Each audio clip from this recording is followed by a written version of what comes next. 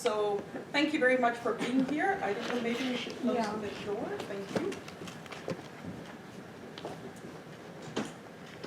So once again, my name is Nancy Macharia, for those of you who I haven't met. For those of you who are here for the first time, then welcome back. It's a series of 6 sessions, so I won't go back on session 1, because they're building up on each other. But there is the video, and you can watch the video, which will help you to then link up to where we are today. The first 2 sessions were really around understanding representational systems, which is stuff that goes on in our heads, and the second one was looking at the power of beliefs. So we started looking at what beliefs we have in session 1, and then today we'll be talking about the power of those beliefs and whether they are limiting or empowering beliefs. And I'll also share with you 2 tools that you can use to work on negative or limiting beliefs. So some thoughts. Last time we also met up with our friends, the Lee family. For those of you who were here, I don't know if you remember the Lee family. The Lee family are not friends of ours, but we also met up with the presuppositions, and the presuppositions were definitely friends of ours. And as we talked about presuppositions, one of the ones that I suggested at that time was that energy flows where attention goes. Energy flows where attention goes. And I'd like us to continue to mull over that presupposition as if it were true, not necessarily factual, but as if it were true. We have a limited amount of energy, and it is true. If you think about the law of attraction, maybe that's how you've met this presupposition before, but worth referencing.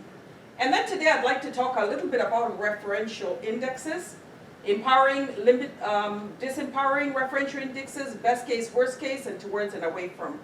So a referential index is really saying that we've got a continuum, and we sit somewhere along that continuum, and sometimes we slide on that continuum based on our personality, but also based on the situation at hand.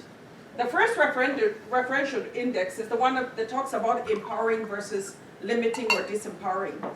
Oftentimes, for some of us, we may find ourselves immediately when faced with a challenge, we find it as an opportunity. If you're that kind of a person or that way inclined, then you're looking towards the empowering side.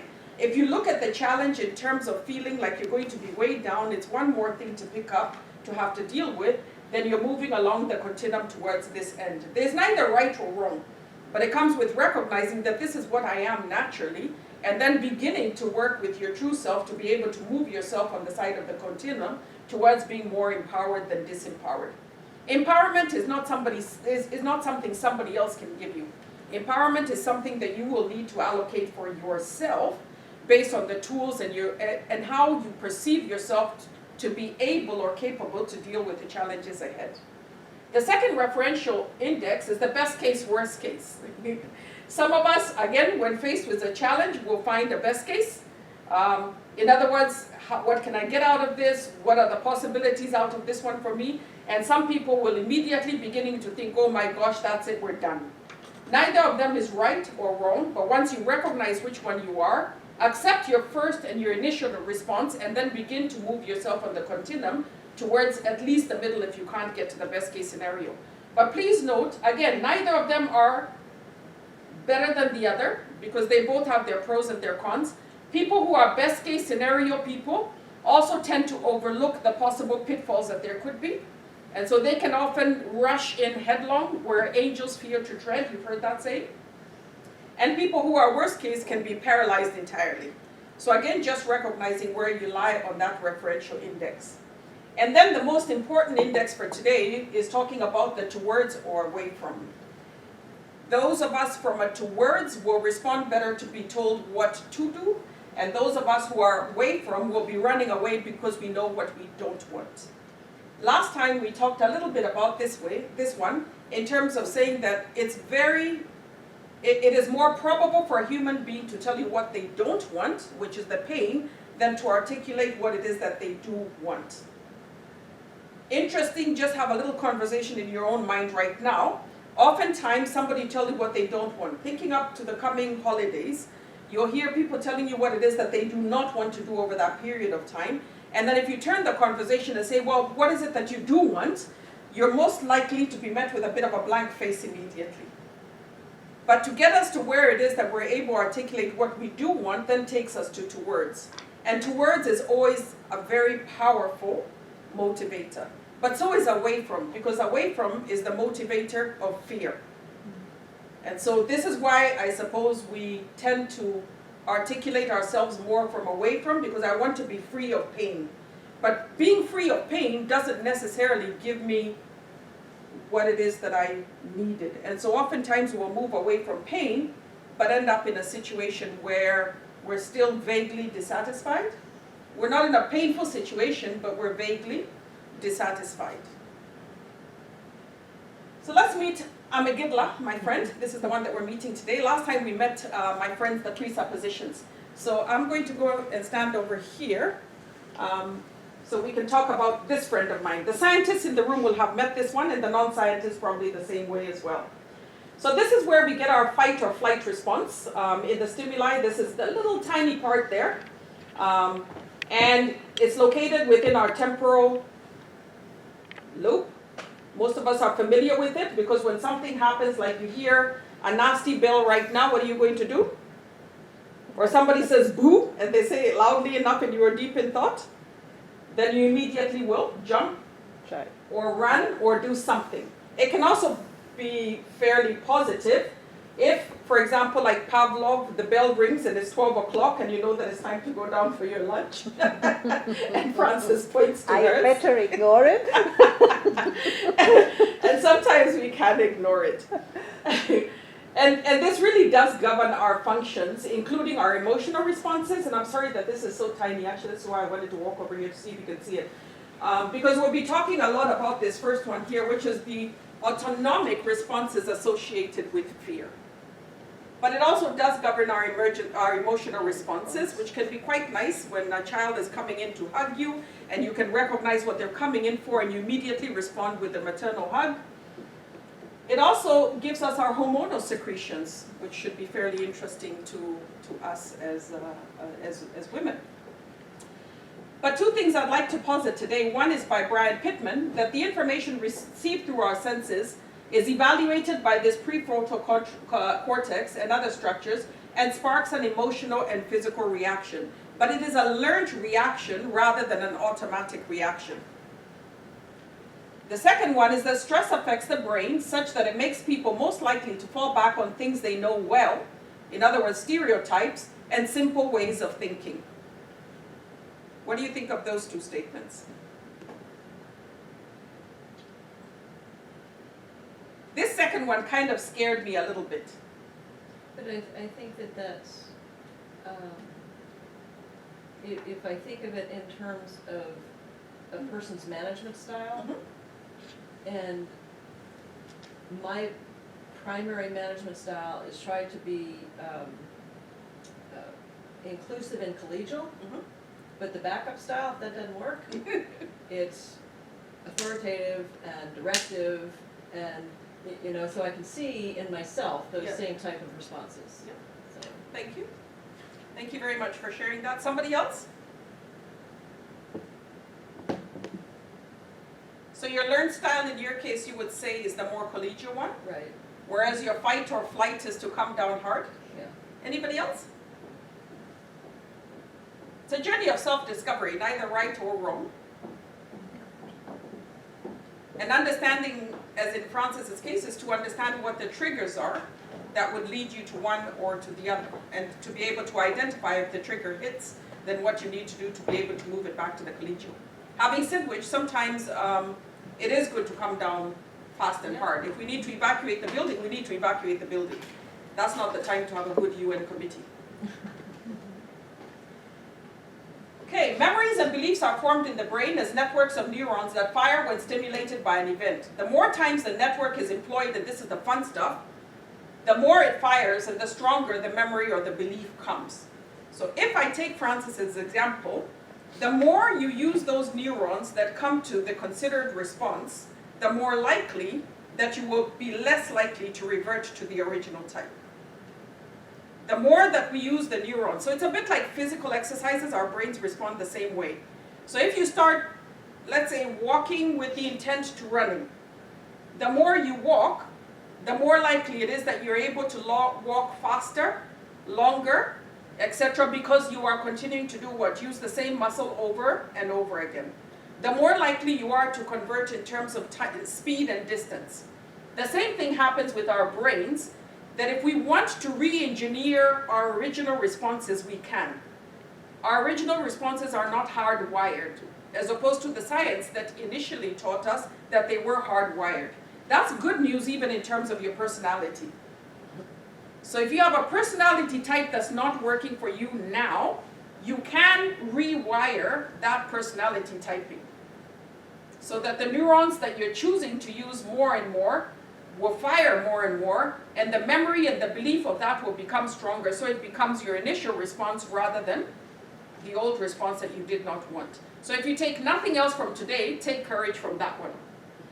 That if you want to change, it is possible to change. Any questions or comments before I move on? Yes. About the change, because I think it's also related to your age, because I have the impression the older you become, the less you are ready to change. Actually, it's not me, but if I talk about my husband, for example, Yes. I have the impression he was more flexible when he was younger than, and I think this is experience people make during their lives. Huh? That is also changing with age. Excellent. What is the limiting belief that she has just espoused? Age? That What about age? That you don't learn as well, or you Yes. can't change. Power. You don't learn as well, and the second one, there was an FL word, Resistant. the lack of flexibility. Those are Yeah. two disempowering beliefs. At the same time, I'm sure that if you look around you, you'll also find people who have retired Yeah. and gone on to complete their PhDs and start whole new careers. Yeah. So any of these things is really just a limiting belief that you tell yourself. But once you do that, what are you doing over here? If I'm firing up the neuron that's telling me that I'm inflexible, that I'm incapable of learning, the more I fire it up, the more it's going to become part of my network, and then the more of a self-fulfilling prophecy that becomes. Okay. The good news is the opposite, that if I choose a more flexible and a more positive one, and I keep firing the neurons, then I'm going to be able to change. The bad news is when people keep on insisting to me that I am the same that I was yesterday, and then I listen to them. So the good news is you can change. The bad news is that there may be people who aren't quite prepared to see the change with you, but you need to determine, I'm going to keep at it. And I can tell you, for those of us who live with a significant others, probably that's a little bit more of a problem, where somebody tells you, but I know you. Yeah. And you're saying to somebody, nope, I'd like you to meet who I am now. No matter how well you know somebody, my colleague would tell you, one of my favorite sayings is that even you have the power to surprise yourself. Even you have the power to surprise yourself. Something that you couldn't do yesterday, if you determine that you're going to do it today, my friend, you will do it. And you will do it extremely well. And so when somebody tells you, I know you, it's really a limiting, usually to do with a limiting to belief in terms of your stubbornness or another part of your character, which you can change. So just remember this one. The more you fire up that network of neurons, the more you're going to be able to change, and the more you can get to a more empowered position. So today, I thought that we would focus on two things. One of them is automatic thoughts. Who has automatic thoughts? Probably everyone. Yeah. So last time we were talking about the voices in our heads. These are more voices in our heads. And these voices in our heads are those words or images that pop up seemingly out of the blue, like little gremlins that come up in our heads in response to a trigger. So something happens and up pops a response. You know, the door slams in your face, you kind of jump back, but it's more than that. It's really to do with automatic thoughts that come up. They stem from beliefs. Because I believe that I am whatever it is that I believe I am, then these automatic thoughts, remember what we just talked about over here? I'm firing up the neurons more and more as I remind myself that I am whatever it is that I said that I am. And it reflects our cognitive bias or construction of self-concept. The voices in your head are responding to you. You control those voices in your head, they don't control you. But the more you allow those voices in your head to continue speaking to you and you respond to them, then you're creating a cognitive bias on your own self-perception. This is way before somebody comes in and tells you, I know you. I'm talking about you telling yourself, but I know you. And what adjectives then do you usually use or immediately use to describe yourself? So those of you who did the exercise, maybe you came up with some of those adjectives. So if I ask you right now, on a sheet of paper, if you have it, just write down 3 things that you believe you are. I am, 3 things that automatically pop up. I don't mind if they're positive or negative. I am.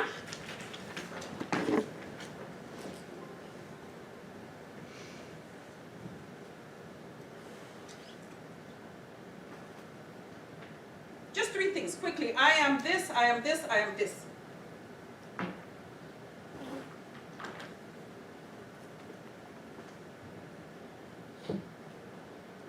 We done? Can't be that hard. You've lived with yourself for a long time. Okay. Looking at the 3 things that you wrote down to describe yourself, where were you on the negative versus the positive self-referential index? When you immediately think of I am, what's your first thought? Negative or positive? Positive. Positive? Yes. Because we're in this room doing this particular discussion. No, actually, it's because I asked that question in interviews. Yes. What's the one adjective? I don't even give them 3. Because I've always thought about which one I would use for myself and how it would be perceived by an interviewer. Mhm. So. Excellent. Somebody else?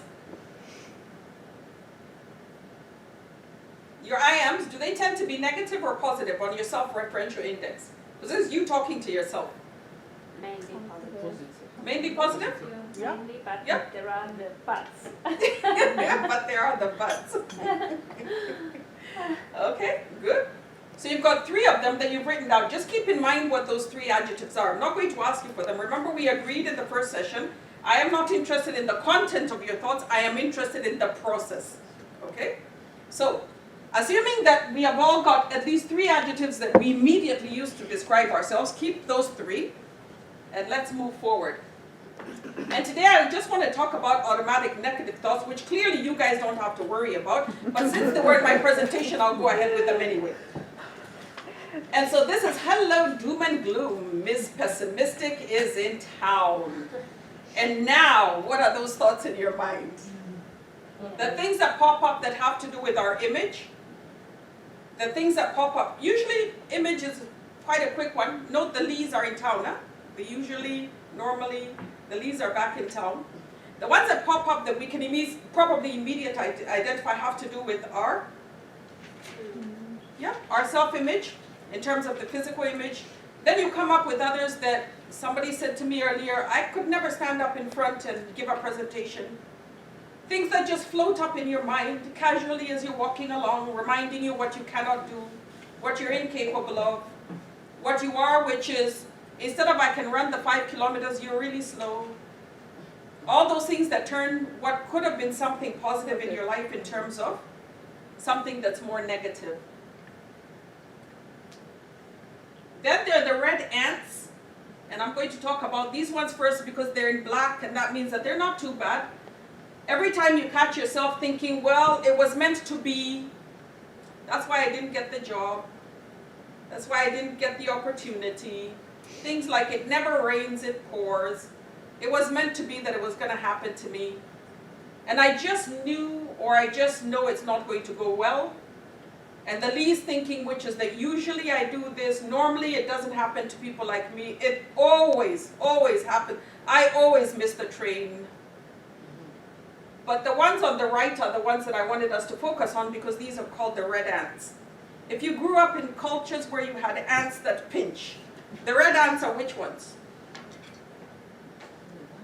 The bitey ones. The real bitey ones. And these ones come with 4 of them, which is number 1, mind reading. What do you understand with mind reading? Somebody else? What do you understand by mind reading? Putting thoughts in the head of the other, like, he is thinking that. Yep, they're thinking that about who? Me. One really horrible place to try this is in an interview setting. But it tends to be where we try it most, which is you're trying to read the body language of the panel to see whether they're, are you moving away from the job or are you moving towards the job? But even mind reading on a friend can have devastating consequences as you respond to something that's not clarified. Remember what I said earlier, even you have the power to surprise yourself. And mind reading, particularly of the people that we are closest to, can be the most dangerous because we don't then give them the opportunity. It's a self-fulfilling set of prophecies that keeps crashing down. Have you ever, those of you who are parents, when you tell a child you can never keep your room clean. And we're giving them these horrible one-brush statements, and you're wondering why the room never gets clean. You have no expectations left of somebody anymore. You're not asking them for a dialogue. You've already discussed, that's done and dusted. One day when you move out, I'll change the carpet. And then there's blaming others. And I'd like you to start noticing how many times you start a sentence with you. So it's never about, this was my role in this one, but it starts with, you did this. You made, my favorite is, you made me. You. Just start noticing how many times you start something with the word you. The third one is the fortune-telling one, which is similar to I just know, which is I know how this is going to go. I can already see this several sentences down, which also stops you, by the way, from listening and really hearing and really interpreting what is going on between you and the person that you're dialoguing with. And sometimes the dialogue is also with you, so you're fortune-telling yourself into a negative area. And of course, the last one is personalizing everything. I have news for you, it's not always about you. In fact, fairly most of the times it's not about you. And too many times in the workplace, we make it about us. So we're unable to hear the conversation that says to us, the document needed some work, and instead you hear, you think I'm incapable. Instead of hearing that we could improve on this process, what you're hearing in your mind is that you think that I don't know what to do. And we end up personalizing things to the point where either people will stop giving us the feedback because there's no point in trying to improve anything with you anymore, or you just end up going home every day feeling beaten more and more and more because everything that you hear around you is personalized. Any questions on red ants that I'm sure you've never met? So what can we do with the red ants? We can get pesticide. The pesticide is called PAT. Sorry, Patricia. The first one is to just become aware of the thought. So next time you find yourself starting a sentence, for example, with you, next time you find yourself mind reading or making presuppositions about somebody else, next time you find yourself beginning to personalize some feedback that you're getting, well, first of all, just become aware of it. Say that I noticed that about myself. And then secondly, challenge the thought. Is it really true? We asked ourselves that last time. Is it really true? Do I really have evidence that supports this? And lastly, replace it with a more positive, affirming thought, which is Pat. And Pat is normally positive and affirming, I can tell you that much about her. So replacing it with a more positive and affirming thought. This isn't the same as brushing it under the carpet, because you do begin by becoming aware of and just raising it in your own conscious and saying that negative thought about I am, which is a negative I am, letting it air in your conscious rather than in your unconscious, and then challenging it for evidence that it actually exists. And then finally replacing it with a more positive and affirming thought. The second one that I want to take us through is the paw. If you're taking your notes, we have a paw today. And there's a lovely picture in the background because I'm coming to an exciting part, which is looking at the possibility, your ability, and then your feelings of worthiness or worthwhileness, which only you can decide. So where we're being held back from achieving things because of the automatic negative thoughts or the limiting beliefs that we have, this one helps you, the PAT theory helps you to rethink negative thoughts. The PAW theory helps you unlock your keys to achievement beyond your limiting beliefs. The first one is looking at possibility, that it is possible to achieve what it is that is before you. And it is positive. It is possible. We'll go through a set of issues to look at possibility. The second one is you having a mental ceiling on your own achievement. or the corresponding belief that it is possible for you to achieve this. This one is just that it's humanly possible. And accepting that it's humanly possible is one step. The second one is to say, actually, I think that I can do this. And then lastly, which is the one that's probably the more difficult one, the more complex one, is the belief that you actually deserve to achieve this. I'll come back to this last one in a minute, but let's look at these, and let me look at an example that I have. Who recognizes this young man? I Yeah. saw him. You saw him? Yes. Excellent. Anybody else? He's incredible. What's incredible about him? He just challenges himself, and he really does everything, every little tiny thing to not only plan this, but really achieve this. Okay. What has he just achieved? Under 2-hour marathon. The under 2-hour marathon?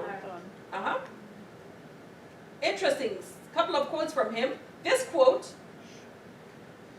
was done at this point here, where he had just not met the goal of under 2 hours. And within a couple of hours of an interview, this is what he said. To get another chance to break the magical 2-hour mark is incredibly exciting. The rest of us would have been wallowing in the misery for a bit. And here he was thinking it will be incredibly exciting for me to get another opportunity. He also said to himself, I always say that no human is limited, and I know it's possible for me to break this barrier. Despite running the world record twice over, he's broken it. Within a 2-minute range, he doesn't really need to break the 2-hour barrier, does he? He's already ahead in terms of his own race, and this is a man who is operating at this level, the belief that he is able to achieve this. Whether it's needed by anybody else for him to achieve it, the fact that he knows that he can achieve and break that barrier. The man who has run the fastest marathon of all time thinks he can go even faster. And that was Eliud Kipchoge. By the way, a man who has very little education to speak of, and maybe that's helpful as well because it's not putting him back. So he has accepted that things are possible because nobody's telling him that they're impossible. And he doesn't have to believe that they're impossible. Let me just give you, again, in terms of Paul, just look at these statistics. This was in 1928. We were running the marathon in a time of almost 3 hours. What would have changed in the human makeup, if you believe in evolution, feel free to jump in at this point, what changed from here up to here? Yeah? Training. Understanding of Training. nutrition and Shoes. training. Uh-huh. Nutrition. Uh-huh. Environment, probably, conditions. Mhm. I like the other referencing. The other referencing that you've used there was the shoes. Nutrition. Nutrition is a dual, and training is a dual referencing. Huh? Because you can have the nutrition but decide not to take advantage of it. The training, how has that changed? Physiological state, yeah. It's measured. It's measured. But again, that one comes back to the internal referencing because that's available to you and I, is it not? I don't see either of us running this one, but the fact that it is measured and somebody is willing to put themselves in a place where they're being measured against themselves, so that's an own referencing as opposed to an other referencing. Because this record, many people try to put the other referencing on it. So you've got the shoes, you've got the nutrition. But if somebody hadn't put themselves into the shoes, hadn't decided to take up the nutrition and to discipline their body to do the training, we wouldn't have gotten under 2 hours, would we? We wouldn't even have gotten to the 2 hours and 2 minutes, because 2 hours and 2 minutes is definitely his record standing on his own. Yes, you've got your hand up. Yes, it's just to raise the attention of Yes. when the women were allowed Uh-huh. to run the marathon. Yes.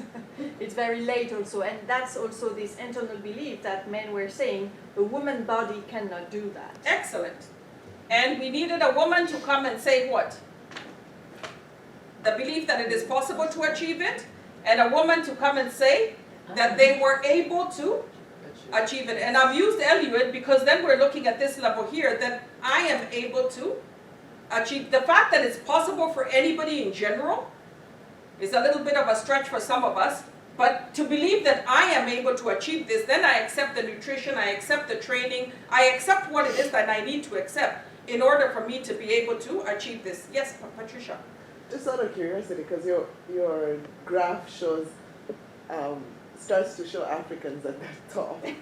Were Africans ever taking part in the bottom? Just a curious question. I asked myself that very question. I don't know whether they weren't in the races, but certainly when the flights became a little bit cheaper and it was easier to navigate aviation, that's the only explanation I could come up with, but it is not a theory supported by anything. But it was interesting for me that you get a very different view over here. And by the way, the fact that I am Kenyan has nothing to do with this example. Please don't think that I'm biased or anything, but hey, what can I say? But look at this. I'd like you to focus really from here, where we have Derek in 1967 going up, because that's where you really find quite a huge difference in things. And again, just going back to our thoughts and your thought over there, in terms of the belief that it's possible to achieve something, that we can get to the 2-hour mark, that began to change. And the belief that individuals were able to achieve that, whether it's in the women's marathon or in the men's marathon, that began to change as well. So, I said we would come back to look at possibilities. So there are 5 questions that you can ask about the possibility index. You want to note them down? 1, you can say you don't have the resources. So whether it's the shoes, whether it's the training track, if we were taking the running, I just simply don't have the resources. And you walk away. Or on the second level, I have the resources, maybe not the greatest running shoes in the world, maybe not the best running track, because I can tell you Etan in Eldoret is not the best running track. What I don't know is what to do. But I can take whatever resources that are available to me, even if they're not the top-notch resources, I can take what there is within my remit. What it is I don't have the knowledge of what to do. One step lower down is to say, but I do know what to do, because we can Google things today, no? We can pretty much figure out a lot of information in terms of what to do. There's lots of stuff out there in terms of self-help books, self-help videos that can tell us what to do in many cases. We can reach out to networks. We have the capability today of reaching out probably to the widest networks that we've ever been able to do in human history. So knowing what to do is not really a barrier that would stop you if you wanted to do something. And right now we're still on this level here in terms of possibility. And mind you, possibility is not the same as competence. We'll come to talking about competence. So you know what to do, but you don't believe you have the skill. How do you develop a skill? Try. In a training, You know, you try, and then you workshop training. it could be in a workshop training, but where do you get a skill? You try and then you do what? Keep moving. You try the once. Try it again and again. You try it again and again. Refine it each time. Excellent. You refine it each time, and that's where the training comes in. So you keep at it until you've learned the skill to a competent level, and until it becomes an unconscious competence, something that you're able to do almost as a second route. So I'll take a friend of mine in the room, and I call her my friend. When you said to me that you would never be able to stand up in front and give a presentation, it wasn't because you don't have the resources, because the resources are available. It wasn't that you don't know what to do, because I assume that you have a topic in which you are perfectly capable and passionate about delivering in front of people. I submit that maybe where you stopped is saying I don't have the skill. And the only way to get a skill, as we've just learned, is to do what? Practice, practice, practice yet again. And then when you're done practicing, practice some more. And then say you have the skill, then this is the really, really hard one, then you say, well, somehow it doesn't seem worth it. And this is where those of us who go from the 100-meter crawl never make it to the marathon. It doesn't seem worth it somehow. After all, I'm never going to be a professional runner. I'm just doing it for the exercise. And so you start to cut yourself down from sheer competence in something. After all, I don't need to do many presentations in my job. It's not like I have a social network that needs presentations. So somehow it's not worthwhile. And if you get to this level here, only you can decide whether you are worth the skill or not worth the skill. But as we've just seen, having the resources is not usually a showstopper for most of us. Resources come in many shapes and forms, and basic resources, most of the time, I guarantee, if you're really interested, you will find those resources. It's called the power of attraction. The second level in terms of the skill, the knowledge of what to do. If you want to know what to do, again, the networks that we have in human history now are the greatest that we've ever had in human history. We talk about the 6 degrees of networking. You know what they are? Somebody give us a 6-degree theory. That you know somebody that knows somebody every 6 hours. You have only 6 steps away from somebody you know. That includes Bill Gates for you, huh? You're only 6 steps away from making a mutual connection with somebody else. Now, transcribe that 1 step further with the electronic networks that you have. You're even closer than the syncly. I think now we're down to 3. If you go on to the electronic networking that we have, you're down to 3, no longer the 6. And that tells you just how powerful it is in terms of knowing what to do. To find somebody who's in the field that you're interested in and to be able to make a connection with them so that you can know what to do. Moving that in terms of the skills, again we said this is entirely up to you because that depends on whether you want to do something or not, and then to keep at it until it becomes a competent skill that you have. And if you have the skill, it doesn't seem worth it, that's what normally will stop a human being from doing something, because then you just tell yourself, well, it's just not for me. And the glass ceiling falls, but it's your own created glass ceiling. But it could be because you pushed the glass ceiling on something else. I mean, we have priorities. Yes, we do. And so it's not that you've given up on everything, but it might just be that thing because you want to pursue the other thing. If you do and you make if you make a conscious choice, and it's a conscious choice, that's fine. But it's not a conscious choice that stopped up here, where you were limited. In terms of ranking, give an example of becoming a parent. If you decide that you want to not be a parent, that's fine. It will leave you with resources and time and capability to do other things. If you decide to want to be a parent, in the true sense of the word, then you're also saying something about time and other resources that you have that will move you in a certain direction. If you want to take a job, even if you want to take, for example, in your current job, you want to take a highly technical job that allows you to have as much autonomy as you need to have technically, vis-a-vis taking a management job that you will not have as much autonomy, then you're also making certain choices in that case. But let them be your choices. Let them be your choices. And let them be choices that moved you down this one and you said, I've got the skill, but it's just not for me right now.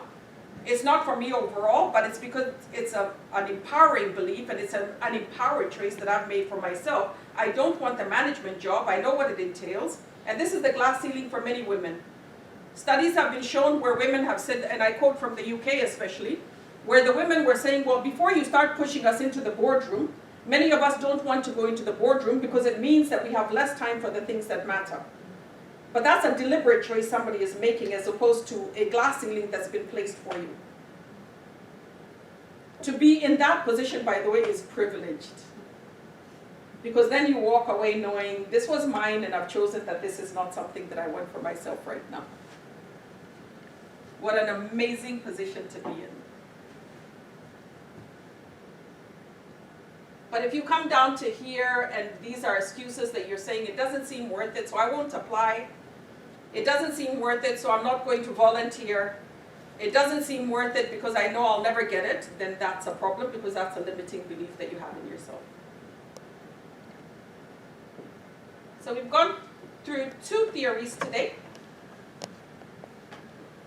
Patting away the ants, the automatic negative thoughts, and looking at the keys to achievement. The belief that it is possible for you to achieve something, the belief that you yourself are able to achieve it, not just people out there. And lastly, the belief that you deserve to achieve this and this is yours for this period and time of your life. Any questions or comments?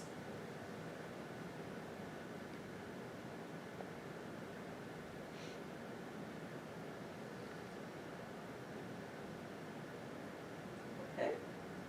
Then I have a final exercise for you. Because it's over the Christmas period, I won't give you anything too difficult. So this you can note down and start working on it today, and give me a ring when you get some responses. Number one, listen out for the times you sell yourself short. When you're busy boasting about your failures, just listen out for those ants. Every time that you tell other people that you can't do something, remember they might believe you, but worst of all, you might believe yourself. So just listen out to the times that you're selling yourself short. I can't do this for whatever reason. Whether you don't have the resources, that's fine. Take it through the paw, that's fine. And then the second one is during the course of only one day, and you can pick any day that you like, listen and count how many times you hear other people trying to convince you that they're incapable of something. So the first one is about you, and the second one is about listening out to the limiting beliefs that people espouse around you. And ask yourself, do you believe them? And if you believe them, remember that you're colluding with them, that they're incapable of doing something.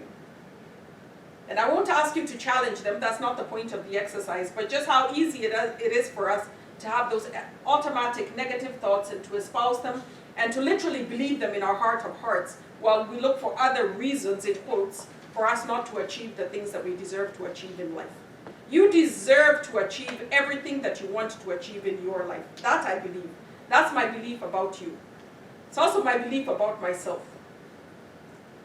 So as you go away for the holiday period and we look forward to seeing each other in January, just look out for the times you sell yourself short and count only in the course of one day how many times you hear somebody else finding themselves short, and bring yourself back and take yourself through that possibility hierarchy in terms of why is it that I can't do what I said I can't do? Why is it that I am selling myself short? Yes? Just a question about, so, especially now, between now and the next session, there is, so this information, when it's new and fresh, it makes a lot of sense, and it's almost something that we should be doing every day. But there's a way reality comes into play, and you kind of get down the road that's opposite to this. How do you or other people in the field stay at that elevated sense of positivity? I don't know. Consistently. I don't know about you, but I think for me this is always the first step, is to become aware when you've gone down the rabbit hole. And remember also what we said over here, because they go together. Remember about these ones and the neurons that you fire? If you don't choose to keep on firing those neurons, you will go down the rabbit hole. But to catch yourself before you go down the rabbit hole and to put you, or to catch yourself as you're going headlong down the rabbit hole and to pull yourself back. But it's from that self-awareness that I'm going down the rabbit hole. If it becomes something that somebody else is raising your awareness of, the danger is that we end up doing this. We get very defensive when somebody tells us we're going down the rabbit hole. We start to personalize issues, and that stops us from being aware of it in terms of catching and referencing ourselves. The best referencing index is always going to be the one that is a construct of your self-concept. No matter how many times somebody can tell you you're great at something, you have a skill in something, you're excellent in no matter how many positive things other people can tell you, until the day that you believe them for yourself and they form your self-concept, they're almost meaningless. That's the tragedy of life. And the tragedy of life is that very often we are not sitting down to give ourselves those pep talks. I was watching a little YouTube video the other day of 5 little kids who've been taught to say affirmations in the morning. And I thought, there was a time I used to give myself affirmations in the morning. Now I get up and I check my email. But giving yourself the affirmations and the self-love is really part of building your own self-concept, and that matters. Maybe you should send yourself an affirmation before you go to sleep. Automatic every morning. Good idea. That's a good But by the idea. way, now that you say that, Francis, it's actually when you go to bed, the last thing that you're thinking about, the last couple of things you think about, you wake up thinking about, and you dream about the whole night, because that's what your unconscious is working on. So actually, the best time to send yourself positive, affirming messages isn't in the morning. It's just as you're going to bed at night. And then your unconscious mind will be mulling that over and believing it. So if you want to change your self-concept faster than you're currently doing, talk to yourself in the evening. Not negative talk. Not the talk that said, oh my gosh, I didn't get even halfway through my to-do list today.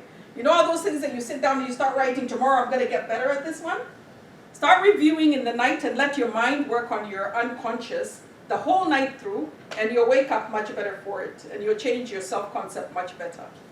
But the strongest concept that you will ever have is your self-concept. It's not the concept that other people have of you.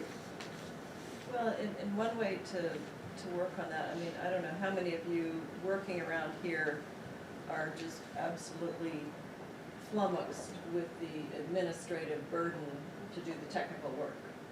And I find it very frustrating personally, and most of my colleagues do as well.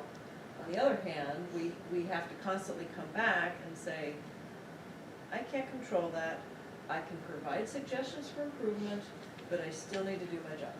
So focus on the things you can control and make progress, if you can, in at least bringing awareness to the inefficiencies with proposals for how things could be improved. I mean, I'm not saying that I've been successful per se in, all of them that I've raised, but in some they haven't. Some of it's collectively an awareness.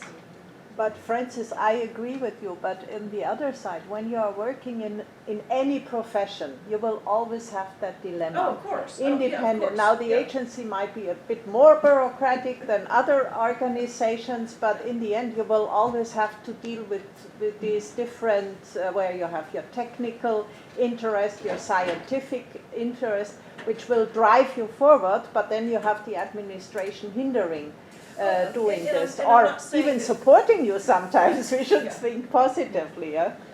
And I'm not saying that this is totally unique, but what I'm saying is those conditions exist. And Yeah, if you it's a can reality. focus on you want to meet this objective and try to work on the positive aspect of achieving, whether it's the to-do list or a specific piece of completion work that you own, that you really want to see, that is a positive thing for me, so. I think there's also something, we often overstretch ourselves very much, that we think we can, positive thinking, yes, but when I do a to-do list, it has still to be a realistic one. And otherwise, I frustrate myself when I get so addicted to fulfilling that list, which is practically not possible. So you And put a I couple think this things on also, there. a positive thinking, in my opinion, is also that you actually do a realistic to-do list which doesn't hinder you and get you into a loop of negative thinking and in a backwards loop to think that you are incapable, that you can't manage and do things like this. And I have many, specifically women, seeing doing that. They really, they want to go wherever, yeah, but then they can't catch up, and actually then they harm themselves but being not successful. So that's back to your best case, worst case type That's- of comparison. Not necessarily best case, worst case, and I'll come to my circles in a minute. What we're talking about in terms of the overload, again, is really being able to, and I'm trying to find it over here. Unfortunately, your spiral goes to speak to the red ants over here if you pick up too much and you know that it's too much or it's none of your business to be doing it anyway. Because at some point you need to be able to shed some things as well. Women, we know traditionally, and I say traditionally because I don't know the exact contents of your house, we do have a propensity to pick up a full life outside of work and a full life at work and a full life socially. And so we overcommit ourselves and overstretch ourselves. However, I also know women who have bothered to ask for help from their significant others or from colleagues who've also gotten help. So there's a bit of also agreeing what are the things that are really in my remit that only I can do, and what are things that other people can do. And I think last time there was somebody here who was talking about even the cleanliness of the house. Remember last time? And we're talking about what is reasonable to expect in a day and age if you don't have somebody full-time cleaning your house. So there's got to be some reasonableness and some reasonable accommodations that you can say, I'm not looking for the perfect, I am looking for the good enough. And what's that good enough going to look at in the different segments of my life? Because then it keeps me whole. However, if you're looking for perfection in all the phases of your life, then you're setting yourself up for negative feedback because you will not be able to achieve perfection in all phases of your life. So just throwing back to that conversation we had last time in terms of what's good enough, and then live with what's good enough. I do want to just share something real quick. This is your bonus. It wasn't in the notes for today. Stephen Covey, 7 Habits. Yep, remember him? And the 7 Habits, one of my favorite books. And so he posits that we have an area of concern, and these are all the things that concern us, no matter how trivial they may be, whether your children are fed, whether it's going to snow or rain tonight on your way home, and whether you're going to be able to pick up the milk, and of course, global climate. There's lots of things to be concerned about in the world. In the first book, he then talked about the circle of influence, which is where you look at the things in this area of concern that you can influence. And he posited in the first set of books saying, what you want to do is to try and widen this a little bit more, because concern is debilitating. Concern is disempowering. But what is it that you think you can do so that you don't feel overwhelmed by the world? There's a lot of things wrong with the world right now. If you don't believe me, please switch on news at the next possible opportunity, and there's enough in there to really depress you. But there's also knowing then what is it that I can influence in terms of what's going on in the world. And then the more recently, positing that we also have another little area in here. Notice I said little area, we meant little, which is talking about the area of full control. This one is 100% in my control. I can determine to a limited extent whether I have lunch today. But there are some things within our control. So learning to differentiate what is entirely within my control, what is it that I can influence, and therefore I need to just push out the boat in terms of influencing, and then what is it that's generally in the area of concern. True empowerment comes in the following, is my bonus for you as you set off for your Christmas holidays, which is to say, once you recognize that something is in an area of concern and you have limited or no influence, let it go. Let it go. You're concerned about global climate change. What is it that you can do to influence? Figure it out, do it, let the rest go. Far too many of us are spending far too much time and energy talking about whether it's the craziness or the organization, the lack of changeover of food in the cafeteria, whatever. Areas of concern, and they're legitimate areas of concern. They are legitimate. But there is wisdom in saying the rest of it, I need now to just let it go. The world is what it is. It's crazy. If you're walking down like I am and you're concerned by the number of green-looking stores that are coming up all over the city, and I'm forever grateful that my children are grown up, I don't have to explain the green stores. But at some point you also need to say, I need to let this one go. I need to let it be what it will be. I will vote. I am a British citizen. On Thursday, I can't make it home in time to vote. I can sit here and read every piece of news and get really, really agitated. And I shall not tell you who in my household is doing that. The point is, I'm going to get home too late to vote. I need to let it go. And there's a lot of wisdom in saying these concerns, they're great concerns, they're valid concerns, but because I have nothing that I can influence or very little. If it's in terms of global climate change, I can make a few choices in my house. I can look at recycling, reusing, I can do that, that's within my control and I'm doing that. I'm influencing where I can, where I have a voice, and the next, I just need to let it go. The world's problems will not always be solved by us carrying the concern with us. So I wish you happy letting go over the things that you're able to let go, and the wisdom to know the difference between that and the things that you can influence and or control. And I really hope that your circle of control is not so large that you're not allowing others to be part of your process, because no human being is an island either. There's a lot to be said by allowing others to come in and be part of your process. There's a lot to be said to sharing. There's a lot to be said for spreading the risk. There's a lot to be said for trusting that your compatriot, trusting that your teammate, they won't do the job exactly as you could have done it, but they'll still do a good enough job, and allowing them to be able to do that as well. So, we're at 13:30 and I have to leave. Thank you. Yes. You have your hand up, I but just wanted to share something. We do so many to-do lists, and you said they are expanding all the time, and we have to be reasonable. But what helped me was one day I realized, oh my God, it's not just about what to do, but also what to share, what to be, and what to have. And when my to-do list became, not just doing, but also sharing and being, then it transformed. Because you put in your thinking, what do I want to be, What is necessary for me to be relaxed or to be something. And so you put that arrow, because I do mind mapping, so just to show you how it looks like, wait, I'm showing like this. So you have not just the do, right? But you have one which is to be or to share. Then just to rebound on what you were saying, sharing the household burden, and not just I have to do the laundry or I have to do that. No, what can I share? What can I be also? Be more patient or be more creative or be more relaxed.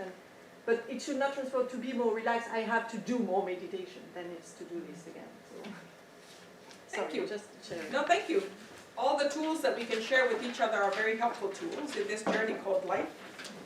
So thank you very much. I do wish you happy December. Yeah. And we will be setting up a time to meet again in January. But remember your homework.